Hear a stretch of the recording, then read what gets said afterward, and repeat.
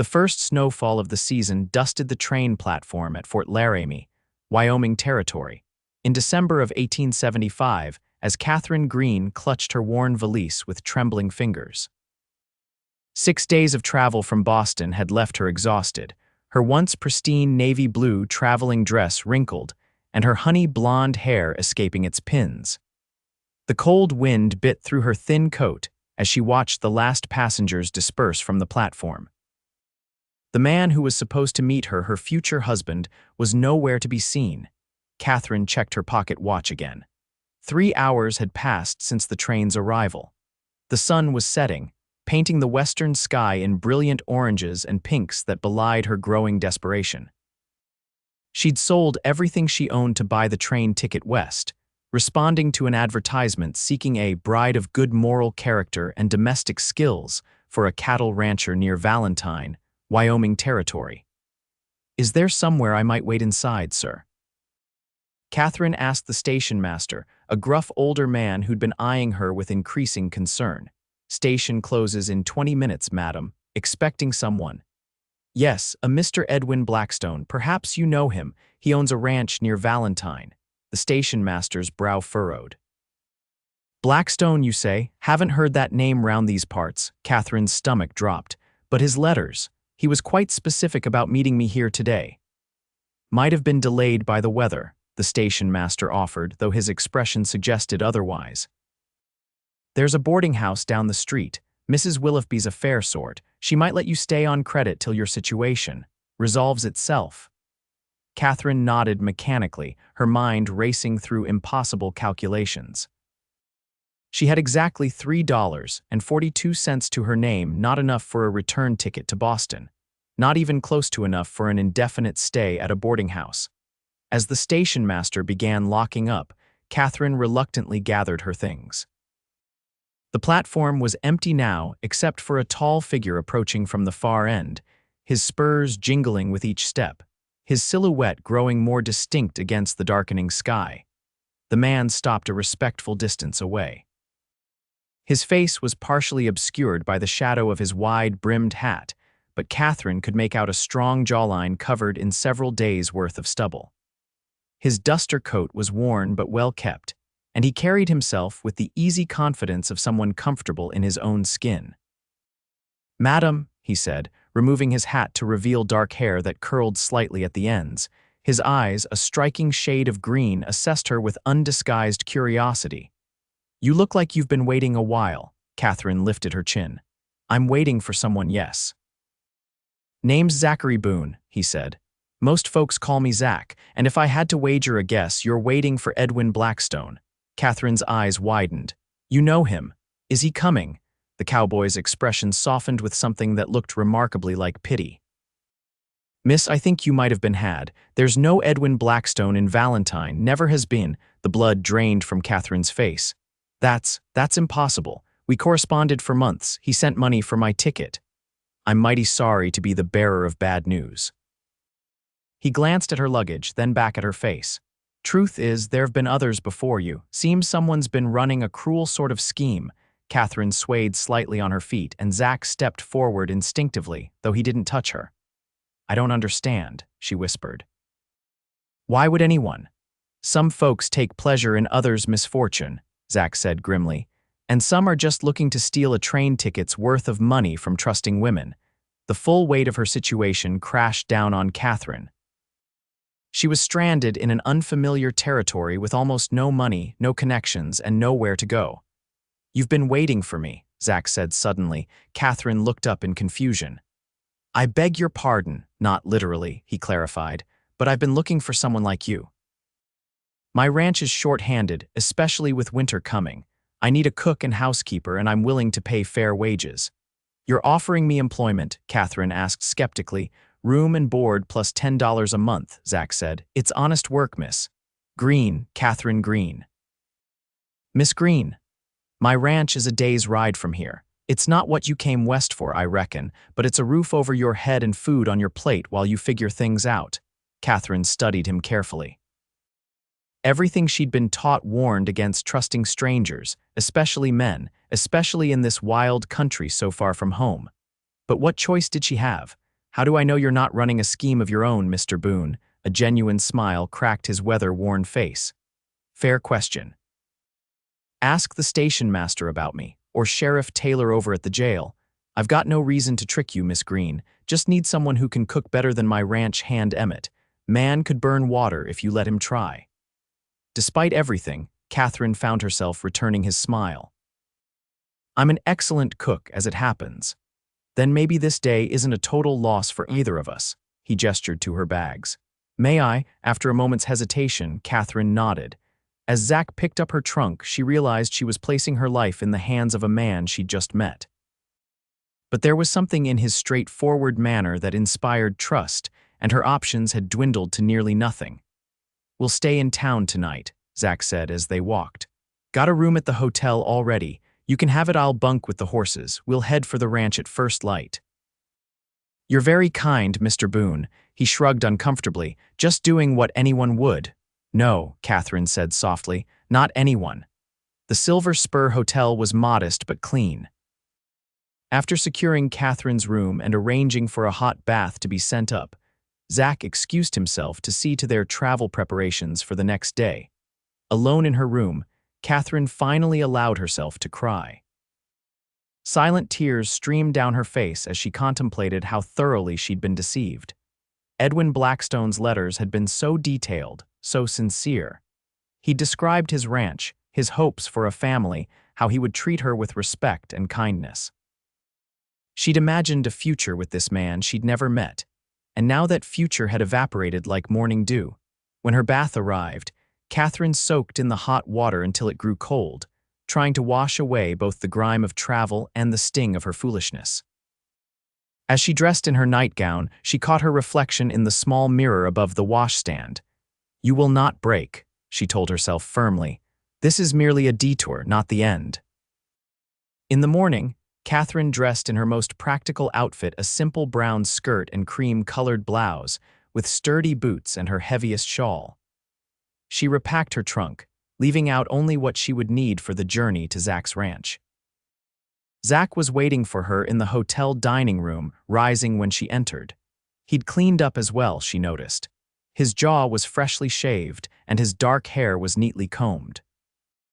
Without the trail dust and shadow of his hat, she could see that he was younger than she'd initially thought, probably no more than 30. Sleep well? He asked as he pulled out her chair. Well enough, thank you. They ate breakfast mostly in silence. Catherine was grateful that Zach didn't press her for conversation. Her mind was still trying to adjust to this dramatic change in her circumstances.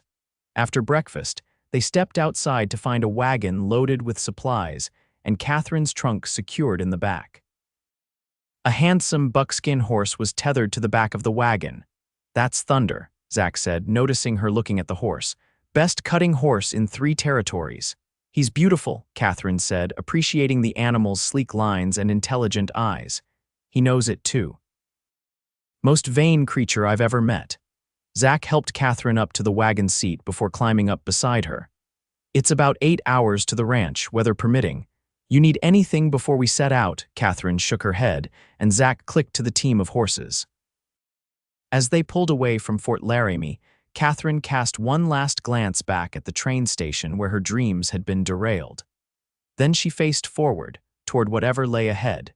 The journey to Zach's ranch gave Catherine her first real glimpse of Wyoming Territory. They traveled through valleys flanked by distant mountains, across rolling plains dotted with sagebrush and occasional stands of cottonwood trees. The landscape was both desolate and beautiful in a way that made her feel small, yet somehow free. Zach proved to be a man of few words, but was responsive when Catherine asked questions about the land, the wildlife, or the scattered homesteads they passed. Around midday, they stopped by a creek to rest the horses and eat a simple lunch of jerky, bread, and apples. How long have you had your ranch? Catherine asked, breaking a comfortable silence. Going on 5 years now, Zach replied. Started with just 50 acres and 20 head of cattle, up to 500 acres now with a decent-sized herd.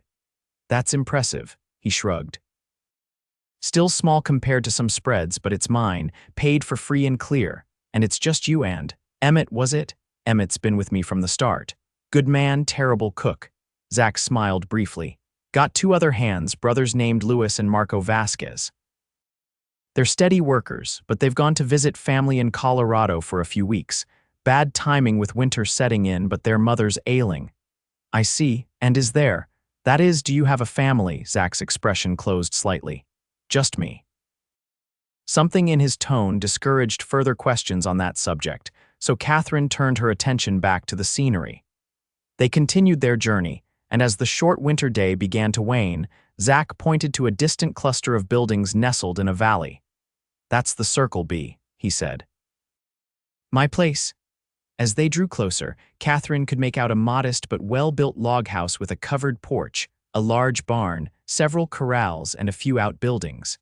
Smoke curled from the chimney of the main house, and a figure emerged from the barn as they approached. That'll be Emmett, Zach explained. Best hand with horses I've ever known, but don't let him near your kitchen if you value your life. The wagon rolled into the yard, and Emmett strode over to meet them. He was a stocky man in his 50s with a weathered face and salt and pepper hair beneath his hat. About time you showed up, Emmett called. Was beginning to think you'd frozen solid somewhere. Had some unexpected business in town, Zach replied, jumping down from the wagon. He turned to help Catherine down, his hands strong and steady at her waist. Emmett, this is Miss Catherine Greene. She'll be taking over the cooking and housekeeping. Emmett's eyebrows shot up, but he quickly removed his hat. Madam, that's mighty welcome news. My biscuits could break a man's tooth, Catherine smiled. It's a pleasure to meet you, Mr. Emmett. Just Emmett, madam. No Mr. needed. Zach unloaded Catherine's trunk while Emmett began unhitching the team. I'll show you the house, Zach said, carrying her trunk as if it weighed nothing. The main house was simple but comfortable, with a large central room that served as both kitchen and living area. A stone fireplace dominated one wall, currently hosting a cheerful blaze. A wooden staircase led to what Catherine presumed were bedrooms on the second floor. Kitchen's well stocked, Zach told her, setting down her trunk. Got a good root cellar out back, still plenty full from the harvest. Your room's upstairs, first door on the left. Mine's at the end of the hall, and there's an empty one between for privacy's sake. Outhouse is behind the house, and we've got a pump in the kitchen for water. Catherine nodded, taking it all in. When would you like me to start my duties? You've had a long journey. Take tonight to settle in, and you can start tomorrow. I'd actually prefer to begin right away, Catherine said. Cooking dinner would give me a chance to familiarize myself with the kitchen. Zach studied her for a moment. If you're sure, I was just going to heat up some stew left from yesterday. I'll make fresh, Catherine said firmly. She needed to be useful, to earn her keep, to prove to herself as much as to Zach that she wasn't a victim of circumstances, but a woman capable of adapting to them. I'll bring your trunk upstairs then, Zach said with a nod. Holler if you need anything else. Left alone in the kitchen, Catherine rolled up her sleeves and got to work. She explored the pantry and root cellar, finding a wealth of provisions. Flour, sugar, coffee, beans, salt pork, potatoes, carrots, onions, and even a few precious spices. There was a large cast iron stove that looked well maintained, several pots and pans hanging from hooks, and basic cooking utensils. By the time Zach and Emmett returned from tending the animals, Catherine had prepared a hearty meal of fried salt pork, beans simmered with molasses and onions, hot cornbread, and stewed apples for dessert. It was simple fare, but she'd taken care with the seasoning and presentation. The men washed up at the basin by the back door before sitting at the table. There was an awkward moment as they looked at each other, clearly uncertain about the proper etiquette with a woman present. Please, don't stand on ceremony, Catherine said, taking her own seat. I'm here as your employee, not a guest. Emmett needed no further encouragement, immediately digging into his plate. After one bite, he looked up with wide eyes. Lord Almighty, this is good. Zach ate more slowly, but Catherine noticed the appreciative gleam in his eyes. You undersold your cooking skills, Miss Greene. Catherine, please, she said. And it's nothing special, just simple food prepared with care. Nothing special, Emmett scoffed. Been eating my own cooking and Zach's for too long to call this anything but a miracle. Over dinner, Catherine learned more about the ranch and its operations. The Circle B primarily raised cattle, but they also kept horses, some for their own use and others that Zach trained and sold.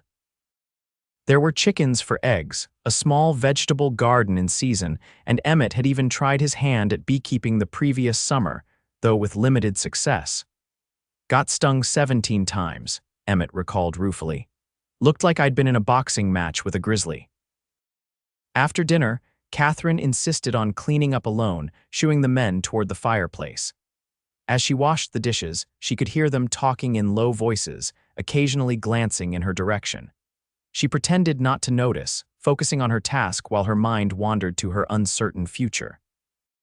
This arrangement with Zach was temporary, she reminded herself. Once she earned enough money, she would, return to Boston. The thought held little appeal. There was nothing left for her there but memories of a life that hadn't been particularly happy, even before her father's death left her destitute. Perhaps she could save enough to establish herself in one of the larger towns in the territory. Cheyenne or Laramie might offer opportunities for a woman alone, or she could continue westward to California, where society was reportedly more forgiving of unconventional life paths. But those were concerns for another day. For now, she had shelter, food, and honest work. It would have to be enough. When she finished with the dishes, Catherine approached the men. "If there's nothing else you need, I think I'll retire for the night." "Course," Zach said, standing. "Been a long day, your room should be all set. There's extra blankets in the trunk at the foot of the bed if you get cold." "Thank you." Catherine hesitated, then added, "And thank you again for your kindness, Mr. Boone. Not many would have done what you did." A flush crept up Zach's neck. "Just Zach, please." "And like I said, it's a mutually beneficial arrangement." Catherine nodded and bid them both good night before heading upstairs. Her room was small but clean, with a narrow bed, a chest of drawers, a small table with a basin and pitcher, and a hook on the wall for hanging clothes. Her trunk sat at the foot of the bed as promised. She changed into her nightgown, washed her face in the cold water from the pitcher, and braided her hair for sleep. The bed was surprisingly comfortable, with a feather mattress and warm quilts. As she lay in the darkness, listening to the unfamiliar sounds of the house and the wind outside, Catherine felt an odd sense of peace. Her journey west hadn't turned out at all as she'd planned. There was no husband waiting for her, no ready-made home to step into. But perhaps this detour would lead somewhere unexpected. For the first time in months, Catherine fell asleep without worry gnawing at her mind. The next morning, Catherine rose before dawn, dressed quickly in the cold room, and made her way downstairs. She built up the fire in the stove and set about making breakfast. By the time Zach and Emmett came in from the early morning chores, she had hot coffee, flapjacks, and fried eggs waiting for them. "You're going to spoil us," Emmett declared, helping himself to a generous portion. "Just doing what I was hired for," Catherine replied with a smile. After breakfast, Catherine spent the morning thoroughly cleaning the house. It wasn't filthy by any means. The men had made an effort to keep things tidy, but it clearly hadn't seen a woman's touch in some time. She swept floors, dusted shelves, washed windows, and aired out linens. In the afternoon, she took inventory of the pantry and started bread dough. While it rose, she explored the rest of the house more thoroughly, finding a small collection of books in Zach's room, which she'd entered only after knocking and receiving permission. Among the practical manuals on animal husbandry and farming, she was surprised to discover volumes of poetry by Whitman and Tennyson, as well as novels by Dickens and Cooper. "You're a reader," she observed when Zach came in for a mid-afternoon cup of coffee. He looked momentarily embarrassed. "Found those in your room, did you? I hope you don't mind. I was dusting." "Don't mind, just don't make much of it. Picked up the habit during the war, long nights on watch, needed something to keep my mind occupied." "You fought in the war?" Catherine asked carefully, knowing this could be a sensitive subject. "Union cavalry," Zach confirmed. "Spent 3 years riding all over Tennessee and Georgia." Catherine nodded, not pressing for more details. Many men who'd lived through the conflict preferred not to discuss it. "Well, I'm glad to know there are books in the house. Reading is one of my favorite pastimes." "Help yourself to any of them," Zach said. "Not much else for entertainment out here, especially in winter." The days quickly fell into a routine. Catherine rose early to prepare breakfast before the men went out to work. She spent her mornings cleaning, baking, or doing laundry. After a midday dinner, which was the largest meal of the day, she might mend clothes, preserve food, or work on other household projects. In the evenings after supper, they often sat by the fire, sometimes talking, sometimes with Catherine reading aloud from one of the books while the men whittled or repaired tack. December deepened, and the weather grew colder. Snow fell frequently, transforming the landscape into a pristine white expanse. On days when the weather was particularly harsh, Zach and Emmett would stay close to the house, venturing out only to tend to the animals in the nearby barn. During one such blizzard, a week before Christmas, Catherine was kneading dough in the kitchen when Zach came in, stomping snow from his boots. "Storm's getting worse," he said, hanging his coat by the door. "Going to be a bad one. Should I be worried?" Catherine asked. "Nah. House is solid, got plenty of firewood stacked inside, and the animals are secure in the barn, but I'll be making an extra check on them tonight." Catherine nodded and returned to her dough. After a moment, she realized Zach was still standing there watching her. "Is there something else?" she asked. He seemed to hesitate. "Been meaning to ask. Do you celebrate Christmas?" "Of course," Catherine said, "though I haven't had much opportunity for festivity in recent years. We usually do something small, nothing fancy, but I thought maybe you'd want to. I don't know." "Do it proper this year." Catherine smiled at his awkward phrasing. "I'd like that very much. Did you have anything particular in mind?" "Not really, just figured you might know better than us what makes a proper Christmas." "Well, we should have a special meal," Catherine said thoughtfully. "And perhaps we could decorate a bit. Do you have a tree on the property we could cut?" "Plenty of pines on the north ridge." Zach shifted his weight. "And I was thinking, there's a social in town on Christmas Eve, dance, food, that sort of thing. Thought you might like to go. Be around other folks for a change." The invitation surprised Catherine. "That sounds lovely, but are you sure it would be appropriate, given my position here?" Zach's brow furrowed. "What do you mean?" "Well, I'm your employee. People might talk if you bring me to a social event." Understanding dawned on his face. "Folks around here don't stand on ceremony much, but if you're worried, we can just say you're a cousin come to visit." "I wouldn't want to lie. Then we tell the truth. You're helping out at the ranch for the winter. Nobody's business beyond that." He paused. "Unless you'd rather not go." "No, I'd like to," Catherine said quickly. "Thank you for thinking of it."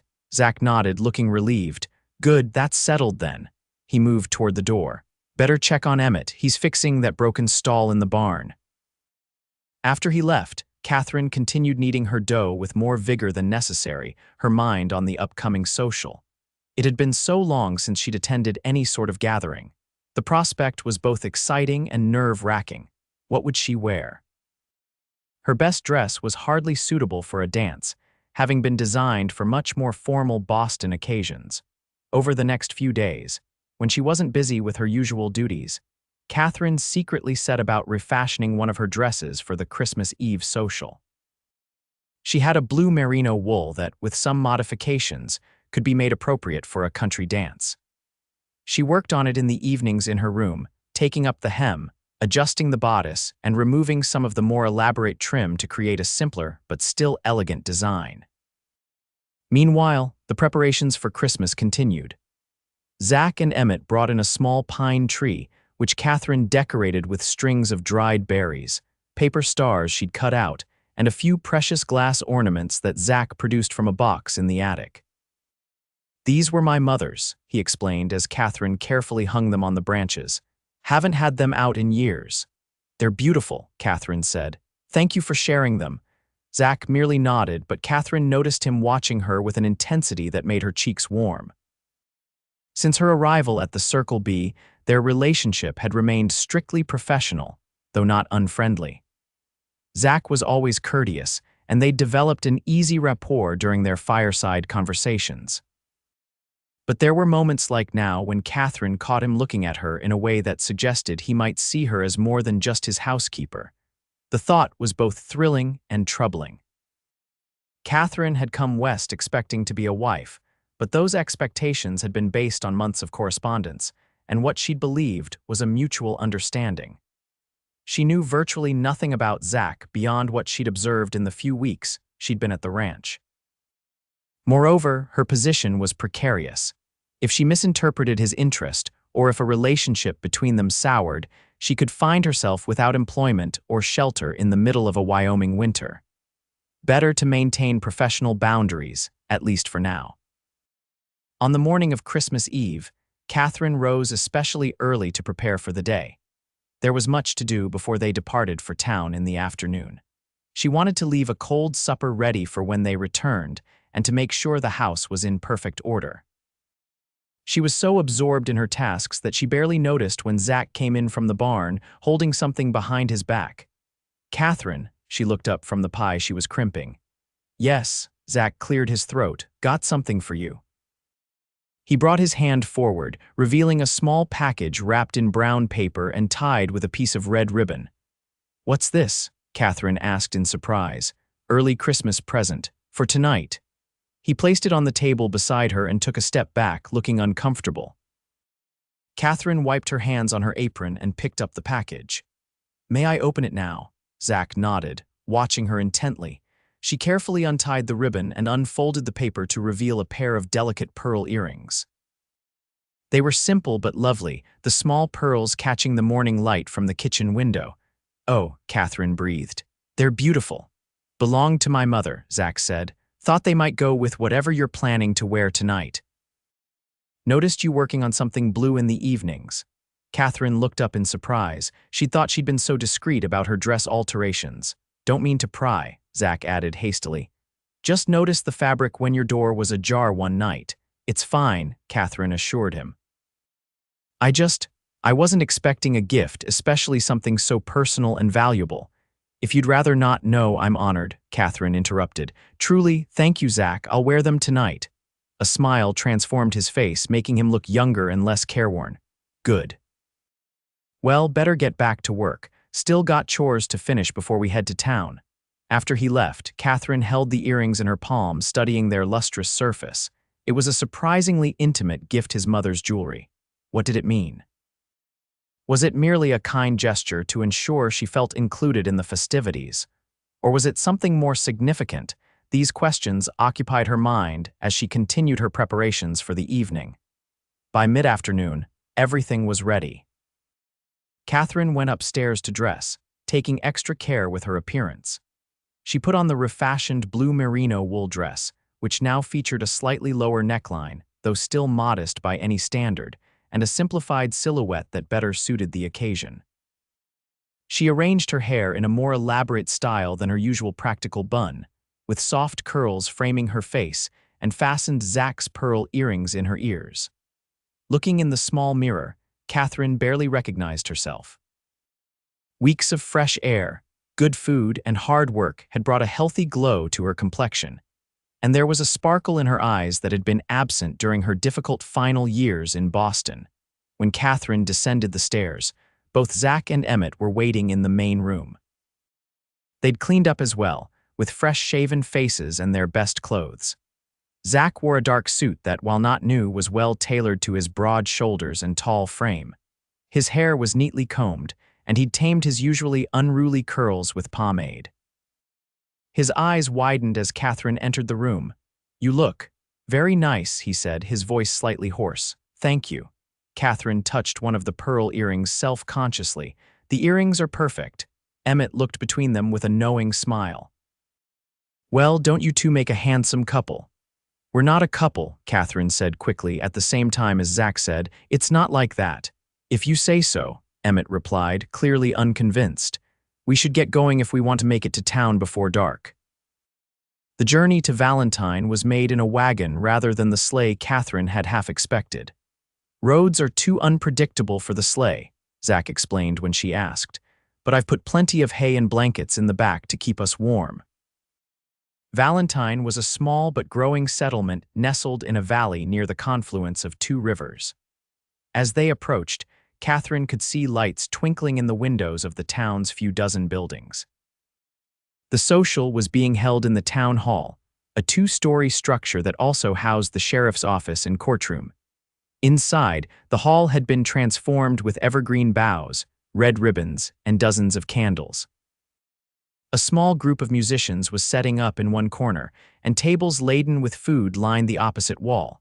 About 30 people were already there, with more arriving steadily. "Not exactly what you're used to in Boston, I expect," Zach said as he helped Catherine remove her coat. "It's lovely," she replied honestly. "Far warmer in every sense." Zach introduced Catherine to what seemed like the entire population of Valentine in rapid succession. There was Sheriff Taylor and his wife Martha, Dr. Reynolds and his daughter Lillian, the widow Peterson who ran the general store, blacksmith Jim Anderson and his boisterous family, and many others whose names blurred together. Everyone was welcoming, though Catherine noticed curious glances and overheard whispered speculations about her relationship with Zach. For his part, Zach stayed close to her side, ensuring she was comfortable and included in conversations. When the music started, Zach turned to Catherine. "Would you care to dance?" "I'd like that," she replied, suddenly shy. He led her onto the floor, placing one hand respectfully at her waist while taking her hand with the other. They moved easily together, despite the fact that the country dances were somewhat different from the formal ballroom dances Catherine had learned in her youth. "You're a good dancer," she observed. "My mother insisted I learn," Zach said with a small smile. Said no son of hers would stomp around a dance floor like a bull in a china shop. "She sounds like a remarkable woman." She was. His expression grew distant for a moment before he focused on Catherine again.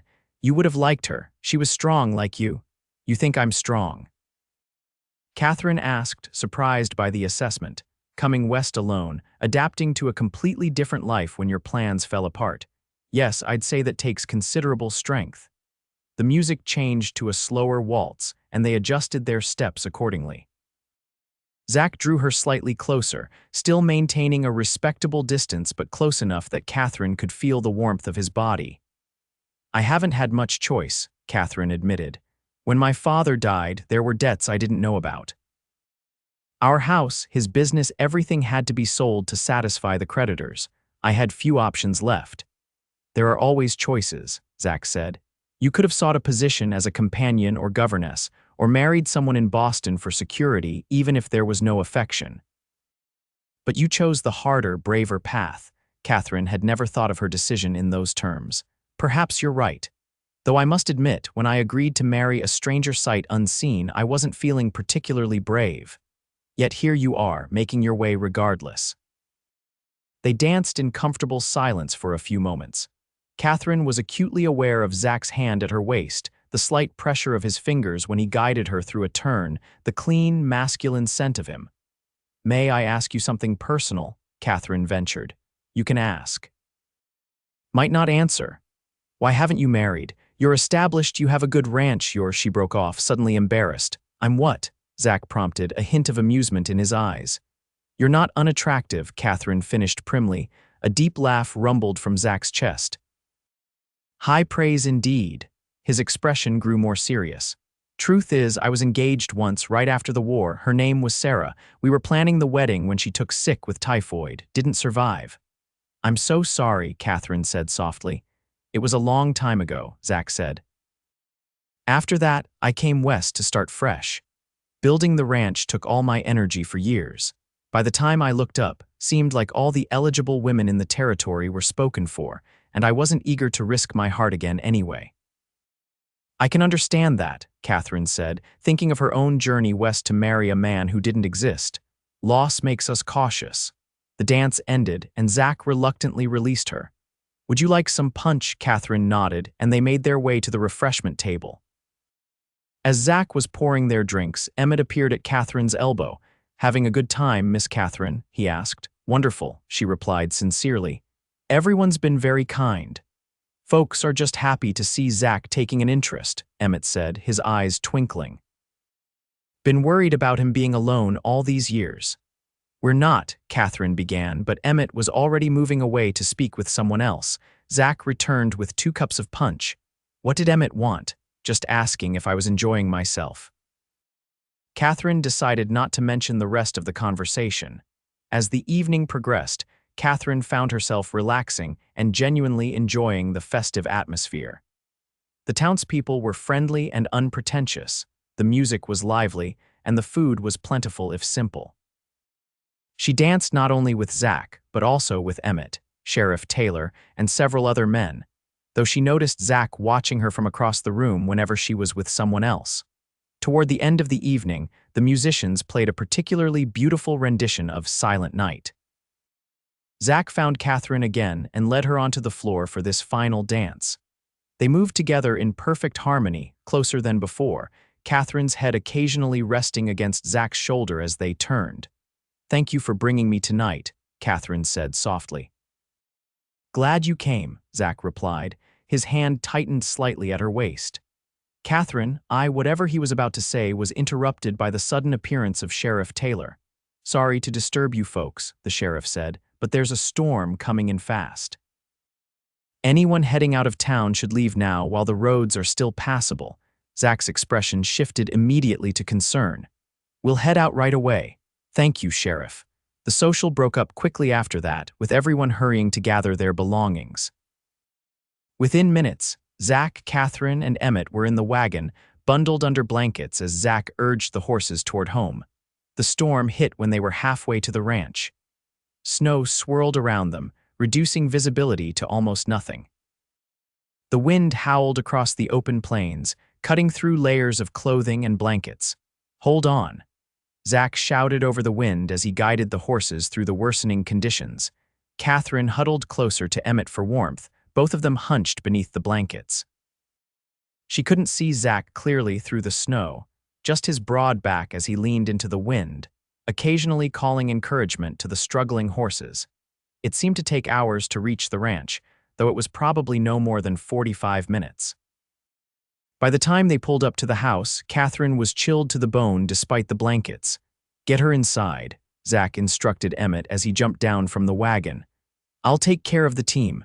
Emmett helped Catherine to the house, where they quickly built up the fire. Catherine's fingers were so numb she could barely remove her coat, and her teeth chattered uncontrollably. "You need to get out of those wet clothes," Emmett said practically. "I'll make some coffee while you change." Catherine nodded gratefully and hurried upstairs. She stripped off her damp dress and undergarments, putting on her warmest nightgown and adding a thick woolen shawl. Her feet were like ice, so she pulled on 2 pairs of stockings before heading back downstairs. Emmett had coffee waiting, and Catherine wrapped her hands around the hot mug gratefully. "Will Zach be all right out there?" she asked anxiously. "Been through worse," Emmett assured her. "He'll make sure the animals are secure and be in shortly." True to Emmett's prediction, Zach came through the door about 15 minutes later, bringing a blast of cold air with him. Snow dusted his hair and coat, and his face was red from the wind. "Animals are fine," he reported, stamping his boots and hanging up his coat. "Storm's setting in for the night, though. Might be stuck here tomorrow, too." "Merry Christmas," Emmett said wryly, handing Zach a cup of coffee. Despite the storm and their abrupt departure from the social, the evening ended on a pleasant note. They sat by the fire, talking and sipping coffee laced with a splash of whiskey that Emmett produced from a hidden flask. "Best Christmas Eve I can remember in years," Emmett declared as he finally headed to his small room off the kitchen. "Night, folks." After Emmett retired, Catherine and Zach sat in comfortable silence watching the fire. The wind howled outside, but the house was snug and warm. "I never did finish what I was going to say earlier," Zach said after a while. Catherine looked over at him. "At the dance." He nodded, staring into the fire rather than meeting her eyes. "Was going to say that I'm glad you ended up here, not just because you're a good cook and housekeeper." Catherine's heart skipped a beat. "Oh, I know this isn't what you planned. Coming all this way to marry a man who turned out not to exist, and working for me isn't the same as having a husband and home of your own." Zach turned to face her now. "But selfishly, I'm grateful for whatever trick of fate brought you to that train platform on the exact day I happened to be in Fort Laramie." "I'm grateful too," Catherine admitted softly. Despite how it all began, Zach reached over and gently took her hand. His skin was rough with calluses, but his touch was tender. "I'm not asking for anything, Catherine, just wanted you to know that you've brought something special to this house, something that was missing." Catherine looked down at their joined hands. "What happens when spring comes?" "What do you want to happen?" It was a fair question, but one Catherine wasn't prepared to answer. Her feelings for Zach had been growing steadily since her arrival, but she was wary of misinterpreting kindness for something more. "I don't know yet," she said honestly. "But I do know that I'm happier here than I've been in a very long time." Zach nodded, seemingly satisfied with this answer. He squeezed her hand once before releasing it. "It's late. We should get some sleep. Christmas morning comes early, storm or no storm." "Good night, Zach," Catherine said, rising from her chair. "Merry Christmas." "Merry Christmas, Catherine," he replied, his gaze warm and steady. Upstairs in her room, Catherine stood by the window, watching the snow swirl in the darkness. Her hand still tingled where Zach had held it, and his words echoed in her mind. She was bringing something special to his house, he'd said. But he was giving her something equally precious, a sense of belonging, of having value beyond her practical skills. For the first time since learning of Edwin Blackstone's deception, Catherine felt truly grateful for the turn her life had taken. Whatever the future held, this Christmas in Wyoming with Zach and Emmett was a gift she would always treasure. Christmas morning dawned bright and clear, the storm having blown itself out during the night. The world outside was transformed into a glittering white landscape, with drifts piled against the house and outbuildings. The sun reflected off the snow with blinding brilliance. Catherine rose early to prepare a special breakfast. She made cinnamon rolls from a recipe her mother had taught her, along with eggs, bacon, and strong coffee. The aroma of baking soon filled the house, drawing Zach and Emmett to the kitchen. "That smells like heaven itself," Emmett declared, inhaling deeply. "Merry Christmas," Catherine said, setting a platter of fresh rolls on the table. After breakfast, they exchanged simple gifts.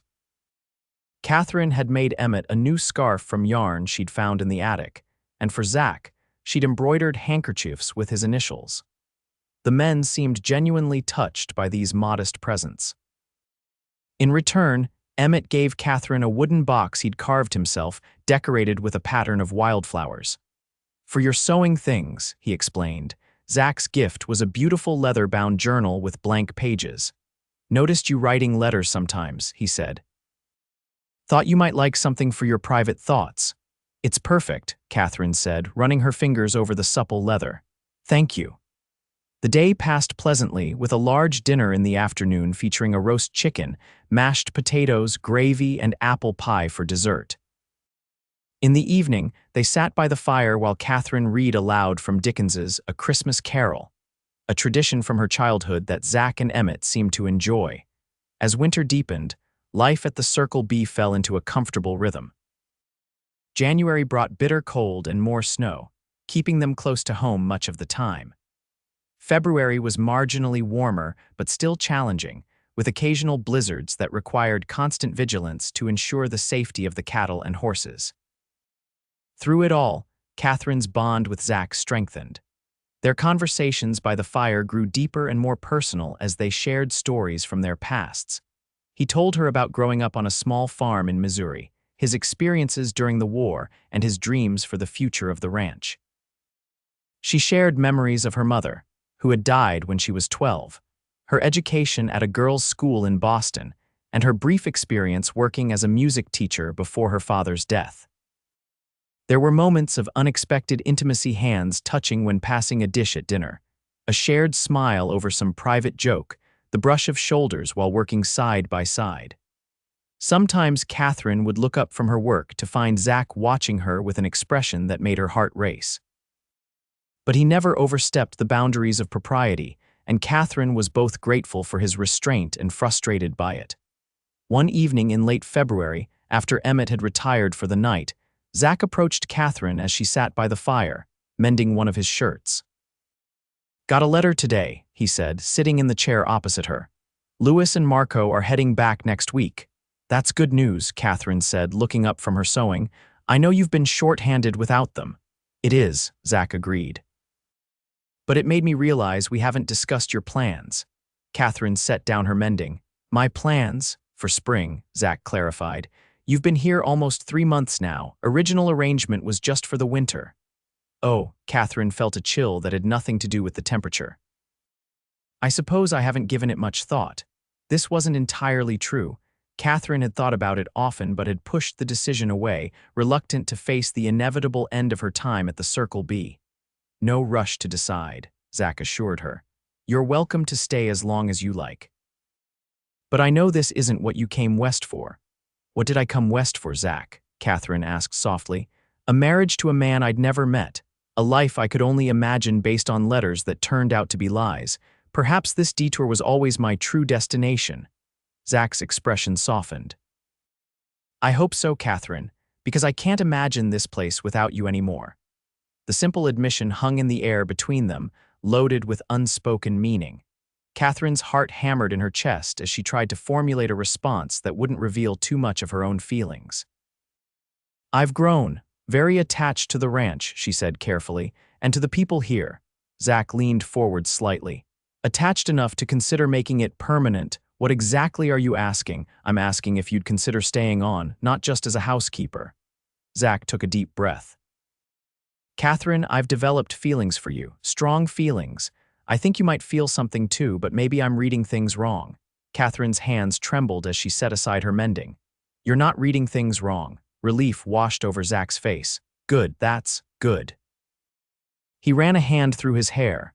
I'm not proposing marriage, not yet. That would be too fast and you deserve a proper courtship, but I'd like your permission to court you with the hope that someday. Yes, Catherine said, her voice steadier than she expected. I'd like that very much. The smile that spread across Zach's face was like the sun breaking through clouds. He stood and moved to kneel beside her chair, taking her hands in his. May I kiss you? He asked, his voice rough with emotion. In answer, Catherine leaned forward and pressed her lips to his. The kiss was gentle at first, tentative, but quickly deepened as Zach pulled her closer. His hands moved to frame her face, calloused fingers gentle against her skin. Catherine's arms wound around his neck, her heart pounding so loudly she was sure he must hear it. When they finally broke apart, both were breathless. Zach rested his forehead against hers, his eyes closed. Been wanting to do that since Christmas, he admitted. Catherine laughed softly. I've been hoping you would. Their courtship progressed with the changing seasons. As March brought the first hints of spring to the Wyoming landscape, Zach and Catherine fell into a new pattern of stolen kisses and quiet conversations about the future. They were careful to maintain propriety, especially in front of others, but it was clear to everyone at the ranch that their relationship had evolved. When Louis and Marco returned in early March, they quickly accepted Catherine's presence and her changing role. Louis's wife, Teresa, had accompanied them back from Colorado, bringing welcome female companionship for Catherine. The Vasquez brothers lived in a small cabin on the ranch property, with Teresa helping Catherine with some of the household duties while the men focused on the increasing work that came with spring. April brought calving season, a busy time at the ranch. Catherine found herself helping with some of the outdoor work, assisting with the birthing when extra hands were needed and caring for orphaned calves that required bottle feeding. She discovered a natural affinity for the work, much to Zach's delight. You're a born rancher's wife, he told her one evening as they sat on the porch watching the sunset. He immediately looked embarrassed. Not that I'm presuming, Catherine silenced him with a kiss. I hope I will be, she said when they parted. A rancher's wife, that is. Though I'll need some practice with riding if I'm going to be useful. Been meaning to teach you, Zach said. Just haven't had time with calving. Perhaps tomorrow, Catherine suggested. Teresa said she'd handle breakfast and dinner. It's a date, Zach agreed with a smile. The next day dawned clear and mild. After the morning chores, Zach led Catherine to the corral where he had a gentle mare saddled and waiting. This is Daisy, he told her. Steadiest horse on the place, perfect for a beginner. Catherine approached the mare cautiously. She'd had limited experience with horses in Boston, having ridden occasionally in the park but never outside of controlled circumstances. Hello, Daisy, she said, offering her hand for the horse to sniff. The mare's velvety nose tickled her palm, making her giggle. She likes you, Zach observed. Important to establish a relationship with your horse. They can sense fear or confidence. Under Zach's patient instruction, Catherine learned the basics of mounting, proper posture, and controlling the horse with subtle shifts of weight and gentle pressure from the reins. By the end of the lesson, she was walking Daisy around the corral with growing confidence. "You're a natural," Zach said as he helped her dismount. His hands lingered at her waist. "I had an excellent teacher," Catherine replied, looking up at him. Their eyes met, and something passed between them, a current of understanding and desire. Zach's hands tightened slightly on her waist as he drew her closer. "Catherine," he murmured, his voice husky. "I love you." The words, spoken for the first time, hung in the air between them. Catherine's heart soared as she realized she'd been waiting to hear them, that she felt the same depth of emotion. "I love you too, Zach," she whispered. He kissed her then, a kiss different from their previous ones, deeper, more urgent, filled with promise. When they finally broke apart, both were breathing heavily. "Marry me," Zach said, still holding her close. "Not someday, soon. I don't want to wait anymore." Catherine's eyes widened. "Are you certain? We've known each other less than 6 months." "I've never been more certain of anything," Zach assured her. "I know it seems fast, but out here, life doesn't always give you the luxury of time. I love you, Catherine. I want to build a life with you, have a family together, grow old watching sunsets from that porch." Tears filled Catherine's eyes. "Yes," she said simply. "Yes, I'll marry you." Zach let out a whoop of joy that startled Daisy, then swept Catherine into his arms, spinning her around. They were both laughing when he set her down again. "When?" Catherine asked, giddy with happiness. "How soon is soon? How about June?" Zach suggested. "After the spring work is done, but before the heat of summer. Give us time to prepare, send for a proper dress if you want. June would be perfect," Catherine agreed, "though I don't need anything elaborate. Just you, me, and our friends is enough." Word of their engagement spread quickly through the small community. The next time they went into Valentine, Catherine found herself the recipient of congratulations and well wishes from people she'd only met once or twice. The women of the town immediately took her under their wing, offering advice, sharing recipes, and planning a small gathering to celebrate the upcoming wedding. As June approached, preparations for the wedding intensified. Catherine ordered fabric from the general store to make a new dress, a simple but elegant design in cream-colored silk with lace trim. Teresa proved to be an excellent seamstress and helped with the more complicated aspects of the construction. The ceremony was to be held at the ranch, with Reverend Collins from Valentine officiating. Emmett insisted on building an arbor for the occasion, constructing it from saplings and decorating it with wildflowers gathered from the surrounding meadows. On the morning of the wedding, Catherine woke at dawn, too excited to sleep. She sat by her window, watching the sunrise paint the plains in gold and rose, reflecting on the unexpected journey that had brought her to this day.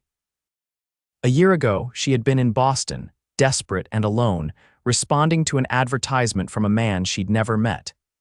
6 months ago, she had stood abandoned at a train station, her dreams shattered. And now, she was preparing to marry a man she loved deeply, surrounded by friends who had become like family, in a place that felt more like home than anywhere she'd ever lived. A soft knock at her door roused Catherine from her reverie. Teresa entered, carrying a breakfast tray. "You need to eat," she insisted. "Big day ahead." As the morning progressed, the ranch came alive with activity. Guests began arriving mid-morning, bringing food and small gifts. Tables were set up in the yard, covered with white cloths and decorated with jars of wildflowers.